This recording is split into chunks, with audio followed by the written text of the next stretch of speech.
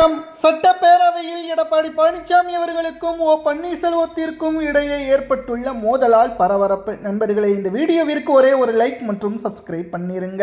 அதிமுகவில் எடப்பாடி பழனிசாமி அவர்கள் பொதுச் செயலாளராக பொறுப்பேற்றதிலிருந்தே 12 தோல்விகளை எடப்பாடி தழுவியுள்ளார். நடைபெற்று கொண்டிருக்கின்ற சட்டசபை கூட்டத்தொடரில் அதிமுகவின் வளர்ச்சிக்கு காரணம் எடப்பாடிதான் என்று எடப்பாடியின் விசுவாசிகள் சில பேர் கூறினார்கள்.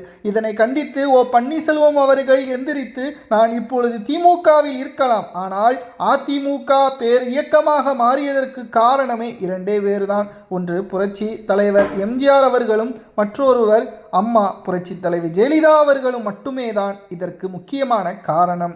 அம்மா புரட்சி தலைவி ஜெயலலிதா அவர்கள் இருக்கும் வரைக்கும் அதிமுகவை தோல்வியை நோக்கி செல்லவில்லை.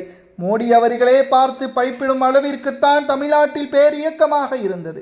ஆனால் இப்பொழுது எடப்பாடி பழனிசாமி அவர்கள் தவிழ்ந்து யார் காலை பிடித்து எப்படி வந்தார் என்பது கூவத்தூரில் அனைவரும் நாம் அறிவோம்.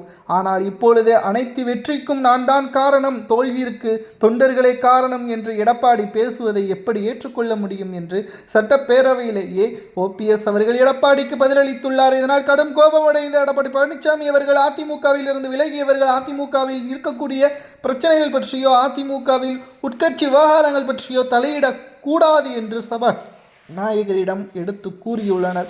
அதிமுகவின் வெற்றிக்கு நாங்கள் மட்டும்தான் காரணம் என்று கூறவில்லை, ஒட்டுமொத்த தொண்டர்களும் தான் காரணம். தற்பொழுது மறைமுகமாக திமுகவுடன் பேச்சுவார்த்தையில் இருந்த ஓபிஎஸ் அவர்கள் தற்பொழுது அவர் அதிமுகவில் நீக்கப்பட்டதற்கு காரணம் என்பது அவர் நீக்கப்பட்ட பிறகு அவர் ஓபிஎஸ் அவர்கள் திமுகவில் இணைந்தது போதே நாம் அனைவரும் அறிவோம் எதற்காக அவரை நாங்கள் நீக்கினோம் என்பதை என்று சட்டப்பேரவையில் ஓபிஎஸ்ஸின் ஆதரவாளர்களுக்கும் எடப்பாடி பழனிசாமியின் ஆதரவாளர்களுக்கும் சலசலப்பு ஏற்பட்டதால் சட்டப்பேரவை முழுவதும் பரபரப்பு ஏற்பட்டது. உடனே அவை காவலர்கள் மூலமாக சபாநாயகர் உடனடியாக அமைதியாக இருங்கள், இல்லை என்றால் உடனடியாக நாங்கள் வெளியேற்றப்படக்கூடிய அறிவிப்பை வெளியிடுவோம் என்று சபாநாயகர் அறிவுறுத்தியதால் சட்டப்பேரவை அமைதியாக மாறியது. ஏற்கனவே அதிமுகவின் அரசியல் காலத்தில் திமுக அல்லது அதிமுக எதிர்க்கட்சியாக மாறி இருக்கும். ஆனால் இன்றைக்கு ஒரே பக்கத்தில் திமுகவும் அதிமுகவும் எதிர்க்கட்சியாகவும் தாவேகா ஆளும் கட்சியாகவும் மாறியதற்கு காரணமே எடப்பாடி பழனிசாமி தான் என்று பரவலாக பேசப்பட்டு வருகிறது.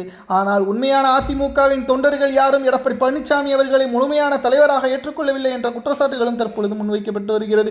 2026 சட்டசபை தேர்தலில் அதிமுகவின் தோல்விற்கு காரணம் எடப்பாடி பழனிசாமி மட்டும்தான். தற்பொழுது எடப்பாடி பழனிசாமி இல்லாத அதிமுகவை உருவாக்கினால் வெற்றி வாய்ப்பு நிச்சயம் கிடைக்கும் என்றும் அரசியல் வட்டாரத்தில் கூறப்படுகிறது. இதை பற்றி உங்களது கருத்துக்களை கூறுங்கள். ஓபிஎஸ் கூறியது சரியா தவறு என்பதை கமெண்ட் வாயிலாக கூறுங்கள்.